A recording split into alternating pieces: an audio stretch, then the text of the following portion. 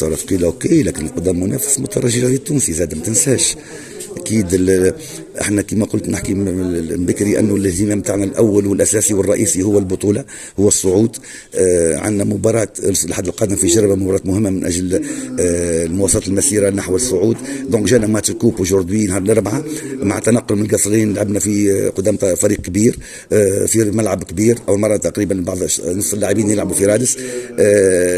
من الاول شفنا 30 دقيقه الاولى كانت يعني ممتازه جدا، انتشارنا فوق الملعب كان ممتاز، خلقنا فرص قبل الترجي التونسي، وصلنا للمرمى المنافس والكورنر الاولى كان لنا، لكن اكيد لما تقبل ضغط في معناها مده دقائق ورا بعضها اكيد المدافع نتاعك مش يغلط، اثر خطا معناها فردي، قبلنا الهدف الاول والثاني اكيد اثر على معنويه اللاعبين. لكن عموما يعني نرجع ونقول انا كنت فاندو ماتش بالفيستير مع جواراتي وجاي فيليسيتي من جوار على نضمون عطاو اليوم على العطاء على الروح اللي يلعبوا بها اليوم، نحافظوا على الروح هذيك، نخرجوا بالايجابيات من المباراه هذه وننساو السلبيات.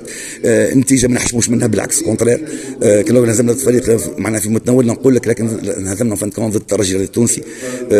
مبروك للترجي، وان شاء الله احنا نتواصلوا مع بعضنا ان شاء الله في الصعود ان شاء الله بحول الله، وتهنيونا على الصعود للرابطه المحترفه الاولى ان شاء الله.